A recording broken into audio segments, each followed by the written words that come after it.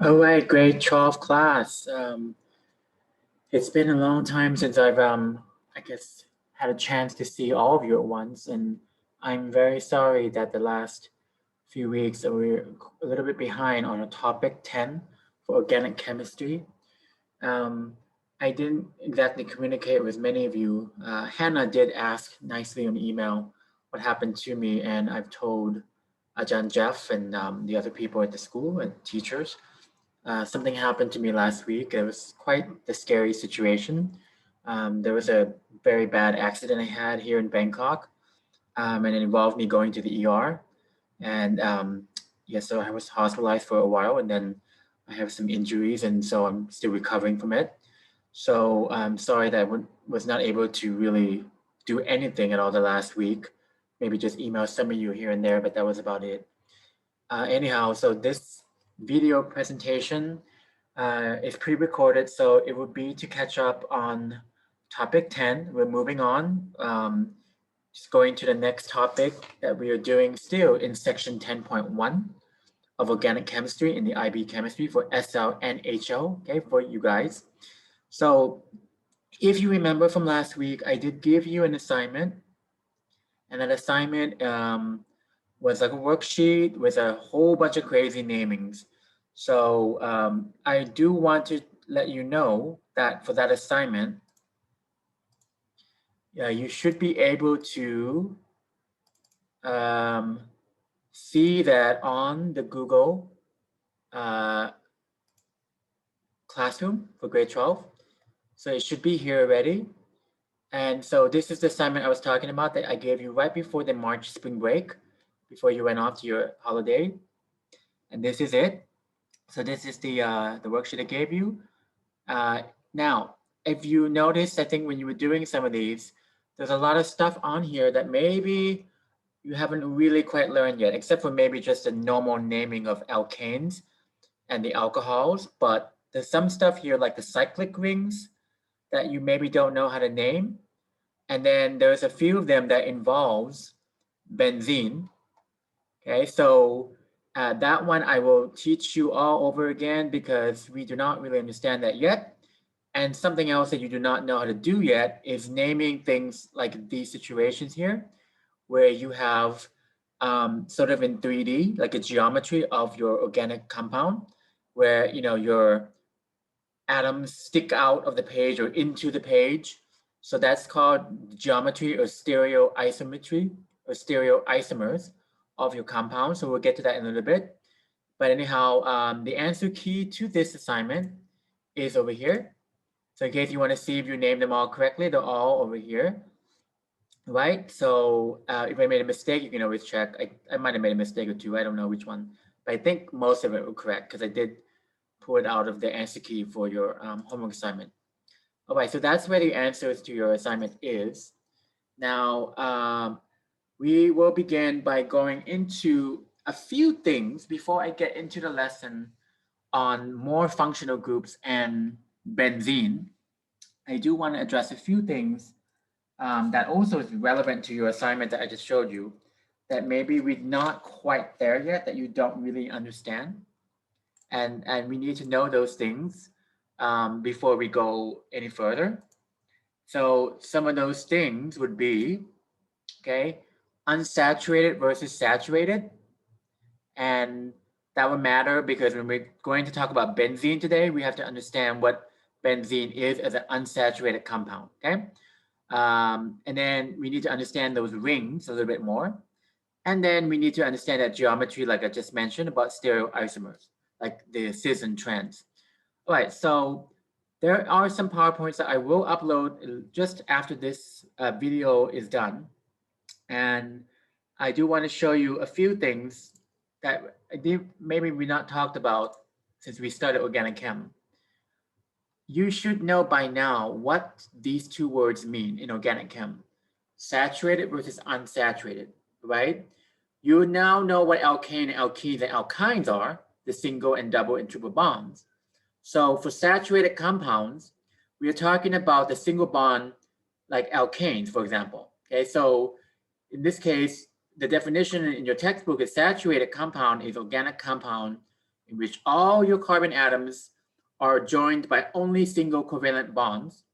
So that means in each carbon in your hydrocarbon compound, each carbon would be attached to 4 other atoms with single bonds, okay? And it would have the maximum number of hydrogen atoms that you could attach to each carbon atom. So that means that your double and triple bonds, alkene and alkynes, would then be classified as unsaturated compounds. So those are the ones that have the double and triple bonds, right? And unsaturated means that you don't have the maximum number of atoms surrounding that carbon, okay? So that's the difference between saturated and unsaturated.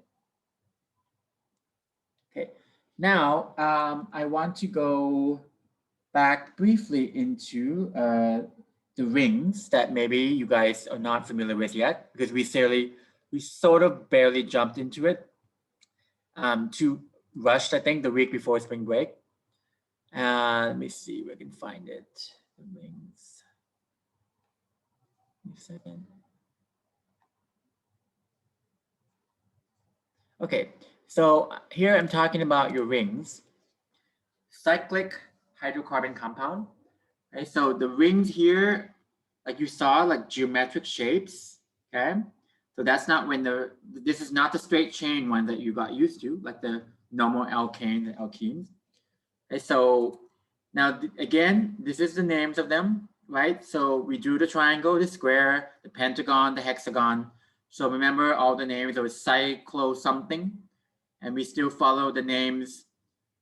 Well, we start with only 3 carbons or more, right? Because to form like a full geometric shape. Okay, so that's just a review of this one from what we did before that you barely got to before you started doing the worksheet from 2 weeks ago. But still some stuff that I need you to understand about these cyclic rings, okay? Similar to your straight chain and branch chain alkanes, okay? The rings can be either saturated or unsaturated, right? So you see that later in benzene. Benzene is actually an unsaturated hydrocarbon ring structure. Okay, so just remember that, okay? Cycloalkane, by the way, is the name in general of these things. So the naming, okay, getting the name of the cycloalkane, you first count the number of carbons in the ring, then you give it the alkane name, which you already know how to do, like cyclo whatever. Okay. Now this part here, I need you to know as well about the rings. When you form these rings of 3 carbons or more, the cycloalkane will have 2 fewer hydrogen atoms than a straight chain alkane would with the same number of carbon atoms, okay? Because there's 1 additional carbon-carbon bond in this cycloalkane ring. Hopefully that makes sense to you here. All right. Now I want to go a little bit into stereoisomers because some of your homework assignment, I did briefly mention to you the whole concept of things that stick out and into the page, like in 3D, not just 2D flat on paper. And so that's where I will get into a little bit of this thing called stereochemistry, and that of the organic compounds. Okay, isomers, you should already know already, but we're going to get into stereoisomers. Let's see, here we go. Stereoisomers. Now, mind you, for stereoisomers, I just want to keep this in mind. The SL students, Ben, Kevin, Pema, Tracy, Chow, just kind of bear with me here. A little bit you do need to know cis versus trans, as you will see in the first few slides. When we get into it a little bit deeper, you can kind of ignore it because it's not really covered until section 20.3 for the higher level students. But you do need to understand a little bit about how things stick in and out of the page in 3D, okay? Because that helps you with that assignment that you did do from 2 weeks ago. Now, as you know, when I talked about it the first time, that some of these things, especially the ring structures, you have 3D structures. So that means that you could have 3D space, that's associated with these structures. So then we have the word called stereoisomers, to allow us to give them a little bit more specific names to how the atoms are positioned in 3D space.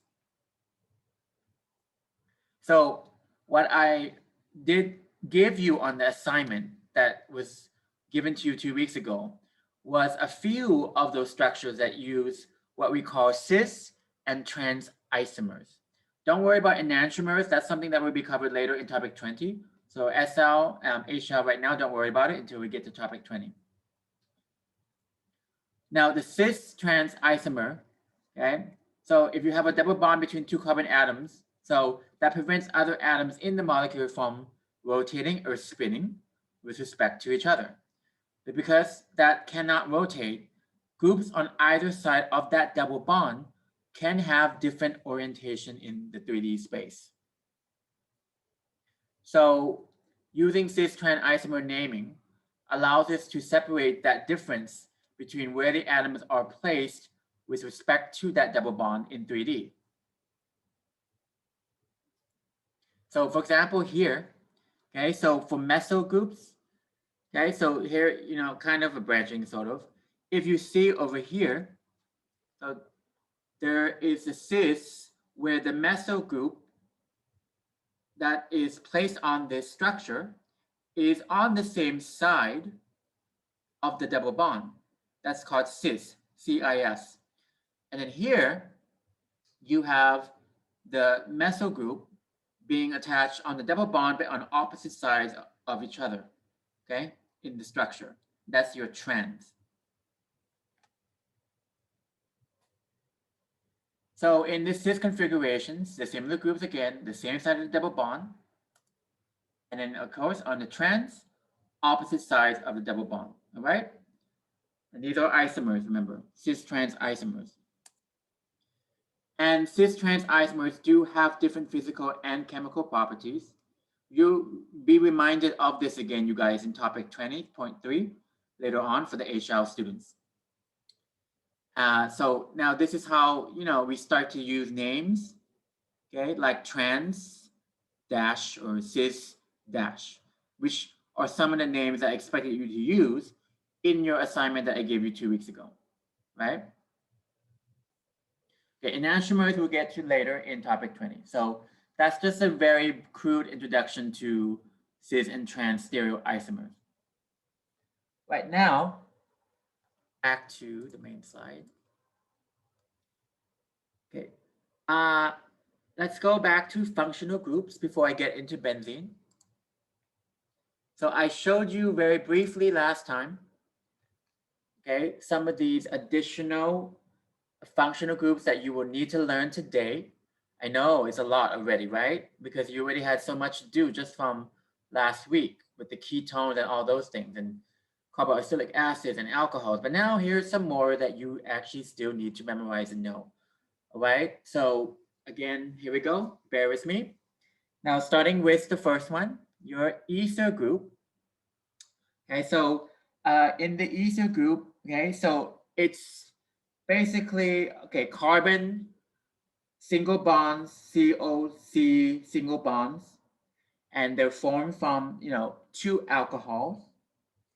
And you need to know the class name is ether, and the name of the functional group is also ether. So that's not so hard right there. But again, just need to know they're made from two alcohols. When we look at the reactions of alcohols later, then you see kind of where this came from. Now, for the ester, okay, so this is a carbon with a double bond to an oxygen and then a single bond to another oxygen, okay? So it's a carbon with a double bond to an oxygen and then a single bond to another oxygen. So the functional group name is ester, we call it the ester link, and that belongs still to the same class name of ester. And it's formed from an alcohol and a carboxylic acid. Okay, so you already know these two from the previous functional group chart last week or 2 weeks ago. All right, now we have the class known as the amides or amide. Okay, so this contains a carbon with a double bond onto an oxygen, and then a single bond to an NH2 functional group. Okay. Now, then this is where the names and the class. Okay, so this is the start of where functional group names is not necessarily the same as the class name. Be very careful here. Okay. So the class name is really just an amide, okay? But the name of the functional group, right, is carboxyamide. Be very careful. And yes, you do actually need to know this difference for your IB test. So students will be expected to memorize that there is a difference between the class name here and the name of the functional group, right? So anyways, we can make one of these, you know, carboxylic amide. That's so hard to pronounce sometimes. So we can make one of these from a carboxylic acid and then an amine, A-M-I-N-E, amine group attached to it. And actually these two together will react to form this carboxyamide group. All right? All right, now we have the nitrile, which is a carbon with a triple bond to a nitrogen. Okay? This class is nitrile, and the functional group name is also nitrile. And lucky for you, for this particular class and functional group, you do not need to know how these are made for the IB chemistry curriculum, okay? So you do not need to know where it's made from, what type of reaction for the nitrile. And then now we finally get to arenes, okay? Now this is, okay, we're gonna talk a lot about this today. This is your benzene, by the way, okay?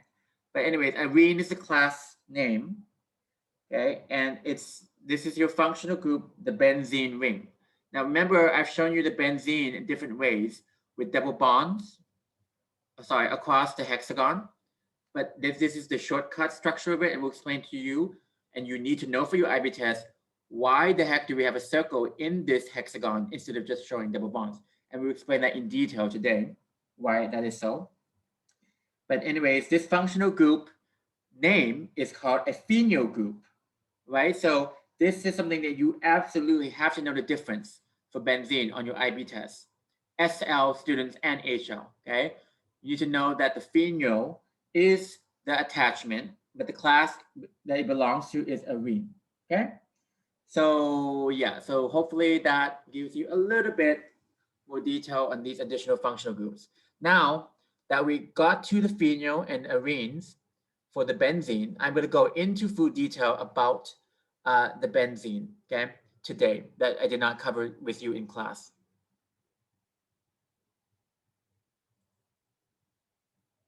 Okay, now I'm going to go to another PowerPoint that you have not seen yet. Okie dokie. Here we go, going into detail about benzene.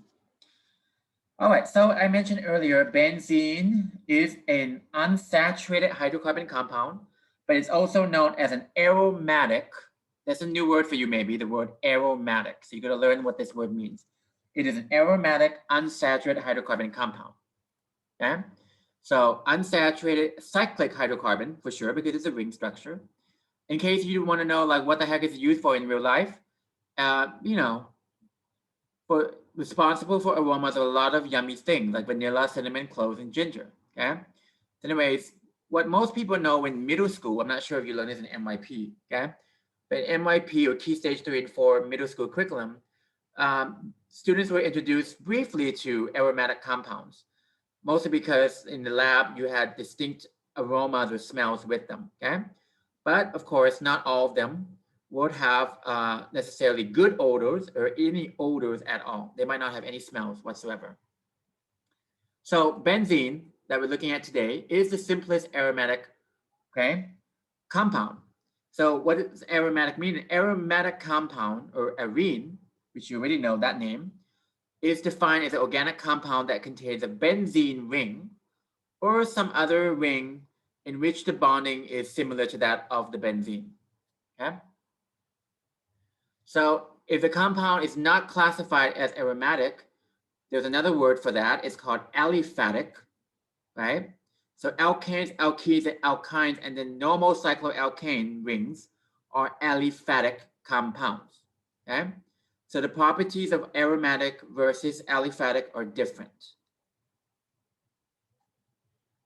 Okay, can you explain what it means if a compound is aromatic? So again, aromatic compound is defined as an organic compound that contains a benzene ring or other ring in which the bonding is like that of benzene. Some aromatic compounds do have a smell, but not all do, or not all have a pleasant smell. All right, now structure of benzene. So the benzene, 6-member carbon ring, you know, or hexagon, okay? 1 hydrogen atom is attached to each carbon. So that arrangement leaves 1 electron from each carbon free or delocalized to participate in a double bond, okay? So the two different structures, okay? Now, I think I might have mentioned in class a few weeks ago that there were 3 resonance structures. Sorry, that was my bad. There's only 2, okay? So we mentioned there were 3, that's my mistake. There are only 2 resonance structures for the benzene that you would need to be familiar with, okay? So here are the 2 different structures of the benzene. As you see, the only thing that really happened was that they switched places of the double bond to different locations along that hexagon ring, right? Okay, so those formulas show only the extremes in electron sharing between any 2 adjacent carbons in the benzene, okay? So like one extreme is a normal single bond, the other extreme is a normal double bond, okay? So anyways, 2 equally valid structures that can be drawn for a molecule is what we call your resonance structures, right? And then we'll get into that a little bit more detail as to how to show the resonance structures or what that really means here for benzene. Okay, again, the bonding electrons between carbon atoms are shared evenly around the entire ring of the hexagon. That is because it's symmetrical, all right? Symmetrical hexagon. And now benzene and other molecules that exhibit resonance are more stable than similar molecules that do not exhibit resonance, okay? So basically benzene is not as reactive as 6-carbon alkenes. Now, here we go with the circles, right? So the circles, drawing either a full solid circle or a dashed circle. This is your shortcut method to draw your benzene instead of your double bonds. But drawing those inside the hexagon, okay, the reason why we do that is to show or represent benzene in terms of how the electrons are equally distributed in that entire hexagon ring, okay? Of course, what it doesn't show, obviously, is the number of electrons that are involved, which this structure does on the right. So basically, you're going to see this with the double bonds very clear more often, okay?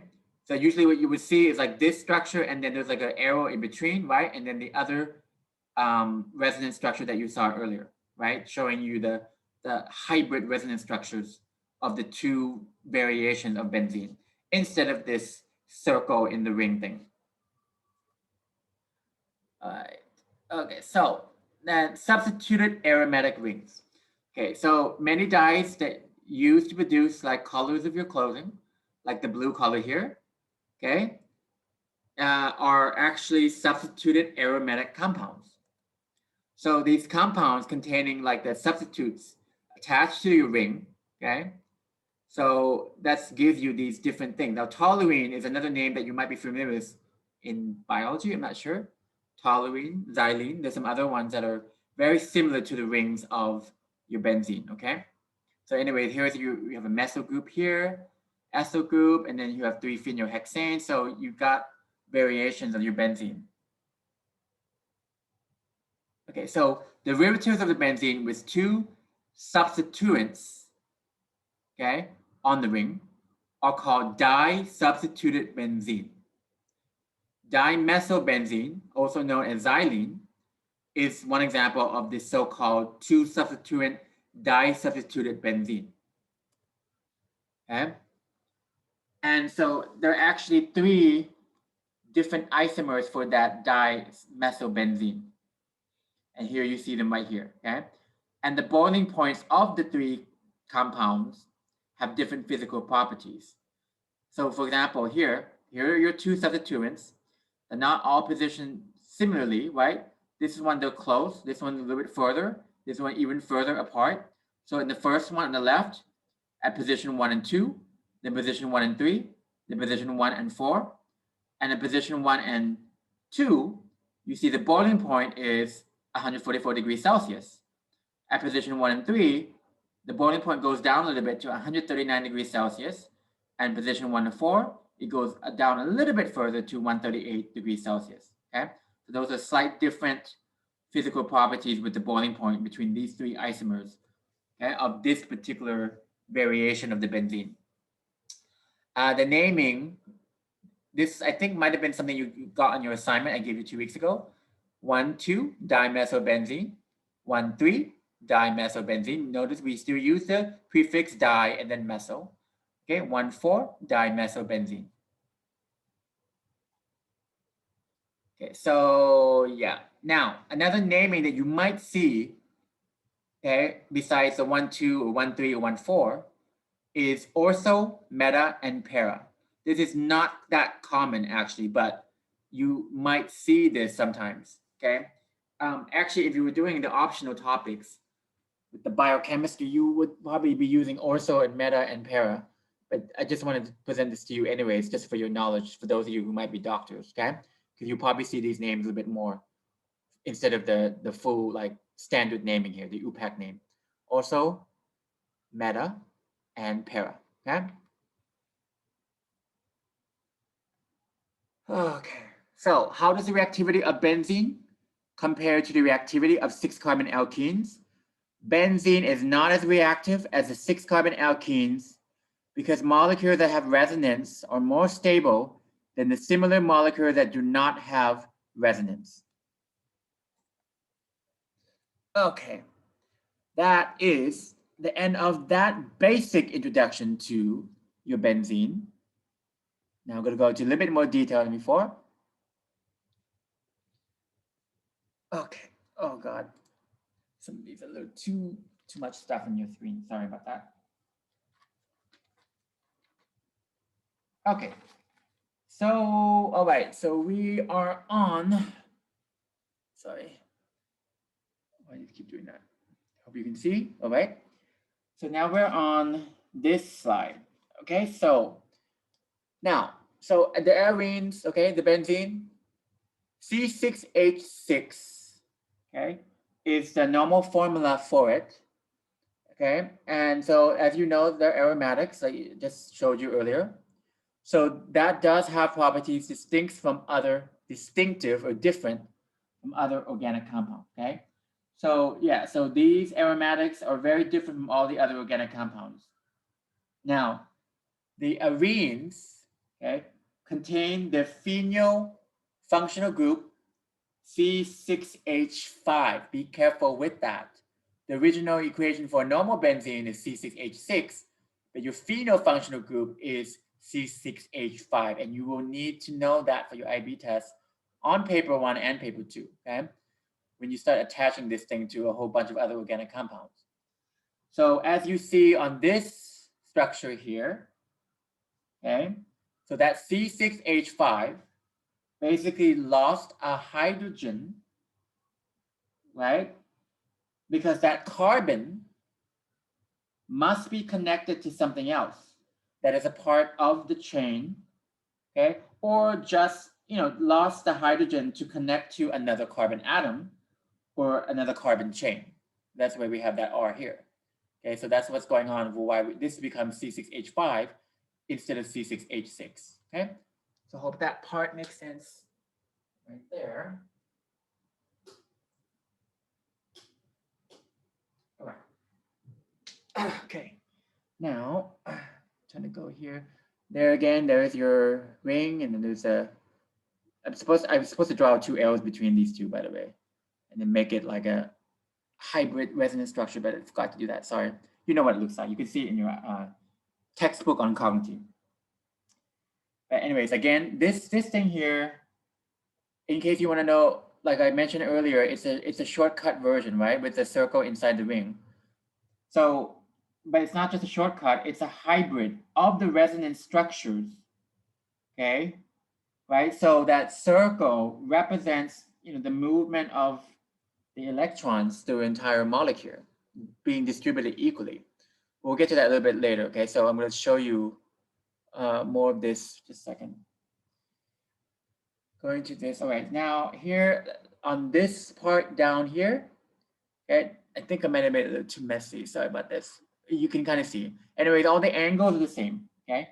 So the bonds in benzene are all 120 degrees, trigonal planar, remember those names, okay? You need to know that for your paper one multiple choice for sure.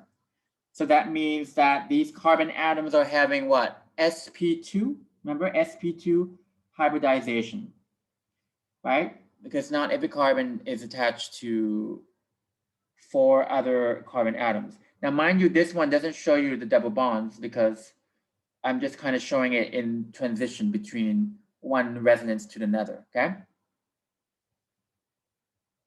So, okay, now that's that part here. Now, what you're going to see here in these diagrams, okay, so bear with me, it's a little bit complicated, but you remember your orbitals, right? So what you see in here, okay, in this diagram here, is that there are some p orbitals that haven't bonded yet or unused, okay?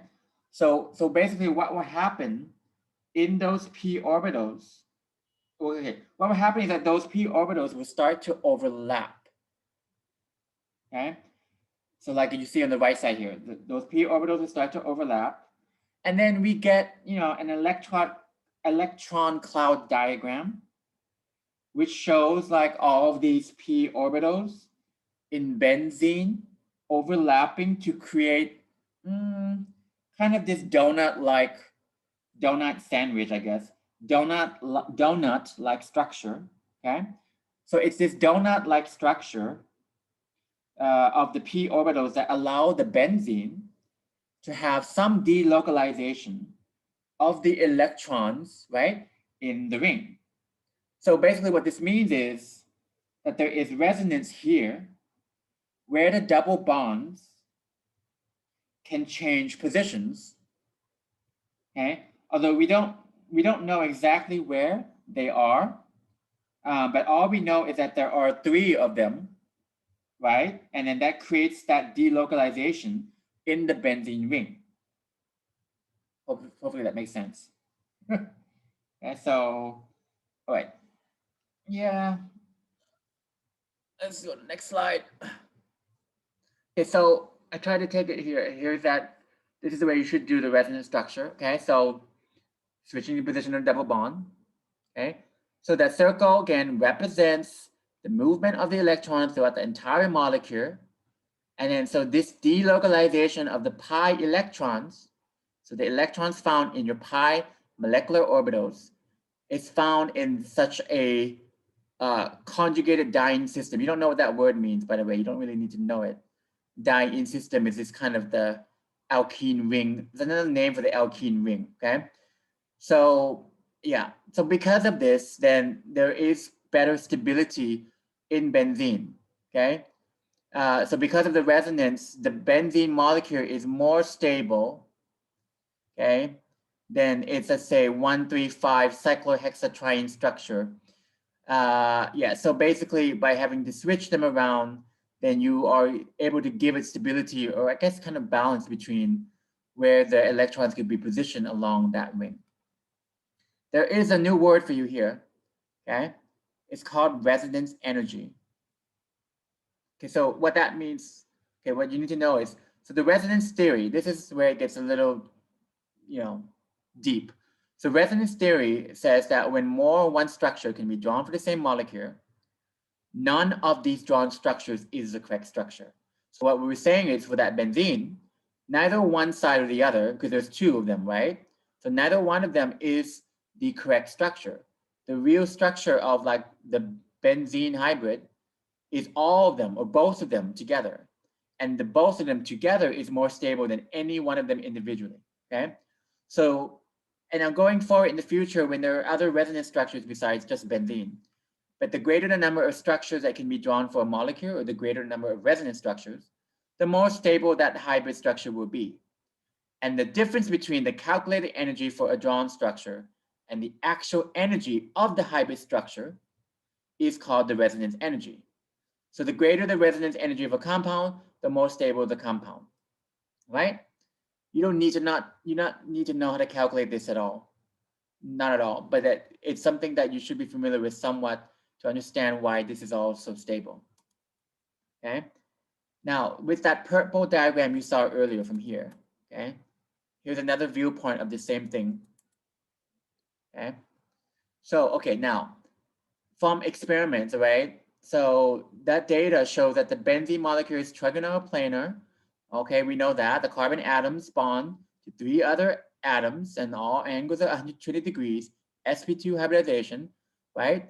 Now, with each Sp2 hybridization, okay, as you saw in this purple structure with the unused p orbital, okay? So with each carbon atom has an unhybridized atomic p orbital, right, associated with it that we just saw earlier in the other slide. Now the overlap of the sp2 hybrid orbitals would create the sigma bonds that hold the main ring together, while the side-to-side overlap of the atomic p orbitals can occur in both directions, like over here. And that leads to complete delocalization of the electrons in this pi system, okay? This complete delocalization does give the extra stability to the molecule, as you see here. Now, this part here, please just listen. Neither HL or SL really needs to know this. It used to be on the old IB exam. Now they took it off. So basically, I think up until 2014, they had this on your previous IB test, but I feel like that you might need to be introduced to it just a little bit, okay? But you don't need to know how to do anything with it for your current curriculum in 2020, 2021. But when you guys go to university level, if you continue with chemistry, you will definitely learn this more there at college, okay? So molecular orbital theory predicts that the overlapping 6 atomic p orbitals, okay, will lead to the generation of 6 pi molecular orbitals. Now, this is where you hear this word that you haven't heard of before. There's something called the bonding molecular orbitals and the anti-bonding molecular orbitals. So 3 of the so-called pi molecular orbitals will be the bonding orbitals here that are lower energy, and then the other 3 will be anti-bonding molecular orbitals that will be of higher energy levels, okay, that you see up here. And here's the 6 electrons. Now notice down here, look what's going on. Luckily for benzene, all 6 electrons, okay, so all 6 electrons are actually in the lower bonding molecular orbitals, okay? The 3 low energy orbitals, yeah, these here, and high energy. So notice here, these 2 are the same level, and then these 2 are the same level, okay? But there's a new word here called degenerate. They used to have it on the old IB test, but now don't have to worry about that. So you can skip this part here because this is from my old slide from 7-8 years ago. Right now, okay, so anyways, this diagram, all you need to know with this crazy bonding versus anti-bonding, okay? So what you just saw earlier, since the electrons are all located in this part, the bonding molecular orbitals, the molecule of benzene is very stable, okay? And additional stability occurs because all the bonding orbitals are filled and all the pi electrons have your paired up and down opposite spins, okay? So molecules that possess all these characteristics are said to have what we call a closed bond shell of delocalized pi electrons. So like benzene that has this closed bond shell of delocalized pi electrons are very stable and show great resonance energy. That is it that you need to know for that stuff, okay? All right, now we're going into this. Okay, more stuff about benzene. So what are some of the physical and chemical evidence for the structure of benzene? Okay, well, the physical evidence is the bond lengths and bond strengths. Okay, by the way, all this stuff in this table can be found in your IB data booklet. I think it was table 10 and 11. For whatever reason, the digital copy of your IB data booklet is not the same as the one I printed out on hard copy. So be very careful with that. Just find the right title of your tables. Possibly page 10 or table 10 or table 11 to page 11. I can't remember. Just find them, okay? One's called covalent bond, other one's bond enthalpies. You use these already from, I believe, topic 5, all right? So anyway, so yeah, so covalent bond links here would be from that table. So these you can get for easily, okay? And then bond enthalpies, the bond enthalpies, okay, the way they give it to you in the IB data booklet actually will tell you about the bond strengths. Actually, that's a question on your multiple choice, by the way, in paper 1. They'll ask you like, how do you determine bond strengths, you know, for these things? And then so you say you get it from your bond enthalpy values, okay? So your bond enthalpies can tell you about the bond strengths, which is basically, you know, how much energy it takes to break the bond, like you learned in topic 5, right? And yeah, so anyways, if you look at this data table, so for the carbon-carbon single bond, the bond length is 154. And this PM, by the way, is a unit of picometers, PICO, which is like, I believe, 1 × 10⁻12 meters. Okay, and then, yeah, so that's that. And then your carbon-carbon double bond is 134 picometers. Okay, so now if you look at the strength of the carbon-carbon single bond, that's 346 kilojoule per mole. Okay, so remember that kilojoule per mole, energy needed to break 1 mole of the bond, okay, in case you forgot what that was for. Okay, and then for the carbon-carbon double bond is 614. So basically what this says is here in these first 2 rows is that the carbon-carbon double bond is a lot shorter, well, kind of shorter, but definitely a lot stronger than the carbon-carbon single bond. Okay? Make sense? Okay, so now what about the benzene then? So in this 3rd row down here on this table, what you have here is, okay, so please bear in mind, I didn't do a very good job. That's a full line. This is a dashed line on the top. Why? That's kind of like the way it is in your hybrid resonance structure of benzene, okay? So I'm not going to draw it completely as double or completely single because it rotates between double and single bond, remember? So anyways, what about the benzene? So in this carbon-carbon bond within the benzene structure, the length is 140 picometers, and then the strength is 507 kilojoules per mole. So that's very interesting. 140 for length, 507 for strength. So compare that to these 2 values for the carbon-carbon single bond and carbon-carbon double bond. So if you compare them, if you compare the benzene's carbon-carbon bonds to just normal carbon-carbon and carbon-carbon double bond single, you know, the normal bonds out of benzene. So for the benzene, okay, this length and strength is somewhere between the carbon-carbon single bond and the carbon-carbon double bond, okay? So what we can express this as is the benzene ring has a partial double bond, okay? So what we really can say about this is that then this carbon bond in benzene sits somewhere between the length and the strength of the 2 bonds for a normal carbon-carbon bond, single and double. Okay, I hope that somewhat makes sense. Okay, so now looking at this for the chemical evidence for benzene, okay? So the chemical evidence of benzene is that benzene does not undergo an addition reaction, which you have not learned about yet. It's a type of a mechanism that you will learn here in organic chem. Okay, it doesn't undergo that type of reaction.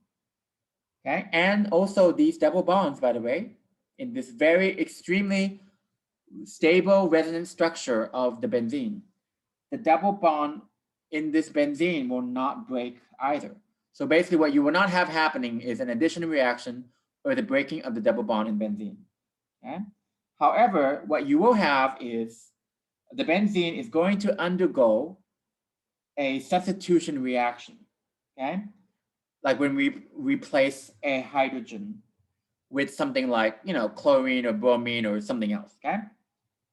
So if we do a substitution, you know, on the benzene ring, because all of this is symmetrical, when I say symmetrical, it's symmetrical in all of the adjacent carbons, okay? They're all equal in this ring, okay?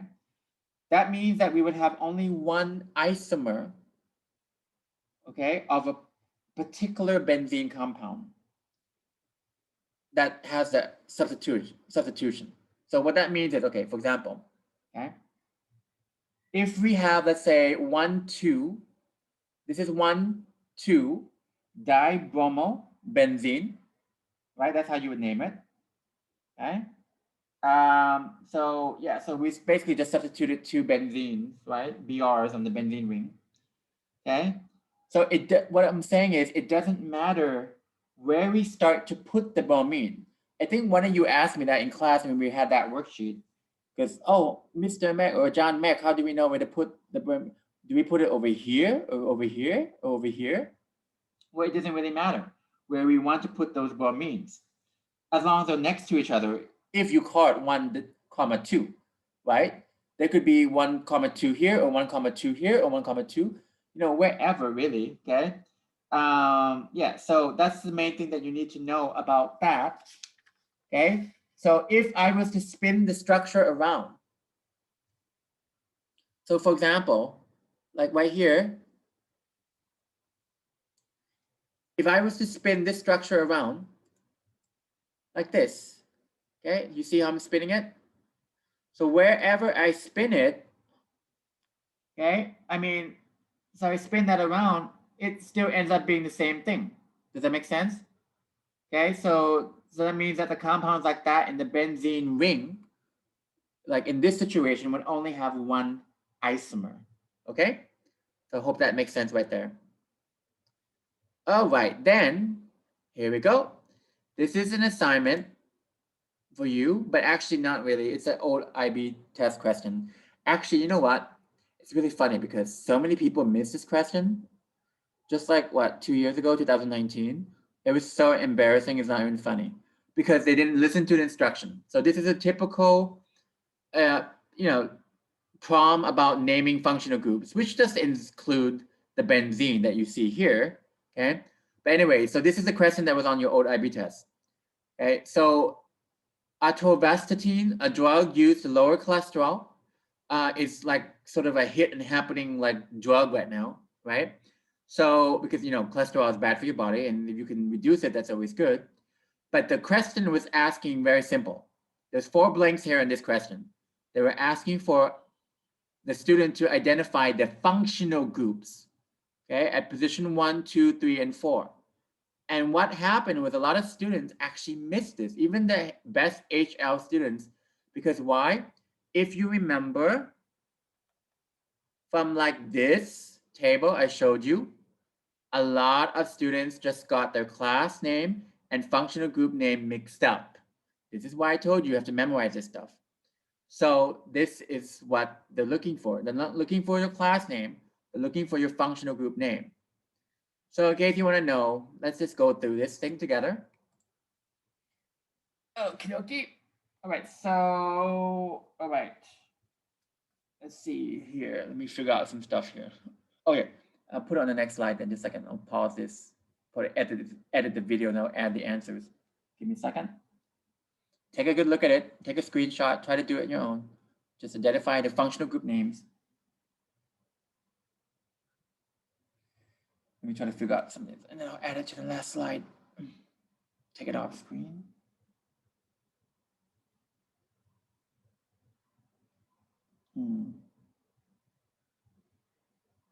Okay, yeah, so you need to know the name of the functional group. Okay, name and the class name, very different. All right, so let's look at stuff that we do already know. Like we talked about benzene like crazy. So this one here is the benzene ring, is it not? Okay, so but the functional group is called phenol. Make sense? It's called phenol. You had that on that previous table. Now the one at the end here, over here, right? So it is a, the functional group is then carboxy. That's from the previous PowerPoint I gave from before our March spring break. Okay, so look back at that PowerPoint I gave you way back when. This is a carboxy or carboxyl functional group. Then we have over here, which is your alcohol class. Okay, but the functional group name, be careful, it's alcohol. We recognize it as the OH. But the functional group name is hydroxy, right? Or hydroxyl functional group. And then this one here in the middle. Okay. So yeah, NHC, NHC and O double bond. And that's a carboxyamide functional group. We just learned this today, okay, on that previous table earlier in this PowerPoint. Okay. Be careful with this part here, by the way. Some of you who might have been in the higher level biology, or maybe you took biochemistry class before, you might recognize this as a peptide group. But please don't, because then that structure, this structure is not a biological molecule, by the way. Okay. Because this whole thing is actually just a drug, right? It's not a biological molecule. So it was made in a chemistry lab and it's a drug. So then this would not be then a peptide group, okay? And then on your IB test in the chemistry exam, you have to refer to it not as a peptide, but call it the carboxyamide that you learned already today, okay? Or the examiner will give you a point off for sure. I've seen students make that mistake too. All right, so I'm gonna present you the answer key to this. Here we go, right? Phenol, carboxy or carboxyl, hydroxy or hydroxyl, that's XYL, you can have that too. And then carboxyamide, and don't call it a peptide, please, okay?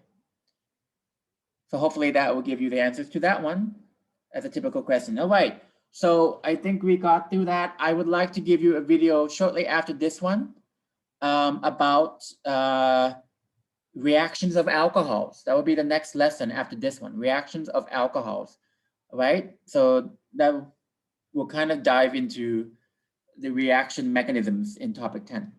All right, guys, so hopefully you go back and review this video, take good notes, and I will see you in the next video.